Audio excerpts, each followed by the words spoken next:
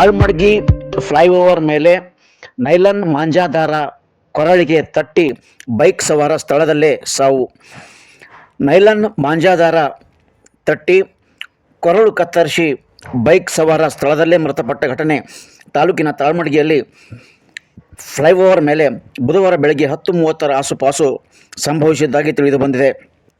ಮೃತ ವ್ಯಕ್ತಿಯನ್ನು ಬೊಂಬುಳ್ಗಿ ಗ್ರಾಮದ ನಿವಾಸಿ ಸಂಜುಕುಮಾರ್ ಗುಂಡಪ್ಪ ಹೊಸಮನಿ 48 ಎಂದು ತಿಳಿದುಬಂದಿದೆ. ಸಂಕ್ರಾಂತಿ ಹಬ್ಬದ ಹಿನ್ನೆಲೆಯಲ್ಲಿ ಹುಮ್ನಾಬಾದ್ನ ಹಾಸ್ಟೆಲ್ನಲ್ಲಿರುವ ತನ್ನ ಮಗಳನ್ನು ಕರೆದುಕೊಂಡು ಬರುವುದಕ್ಕಾಗಿ ತೆರಳುವಾಗ ಫ್ಲೈಓವರ್ ಮೇಲೆ ಈ ಅವಘಡ ಸಂಭವಿಸಿದ್ದಾಗಿ ತಿಳಿದುಬಂದಿದೆ. ಘಟನೆ ಹಿನ್ನೆಲೆಯಲ್ಲಿ ಮನೆಕಳ್ಳಿ ಪೊಲೀಸ್ ಠಾಣೆಯಲ್ಲಿ ಪ್ರಕರಣ ದಾಖಲಿಸಿಕೊಳ್ಳಲಾಗಿದೆ.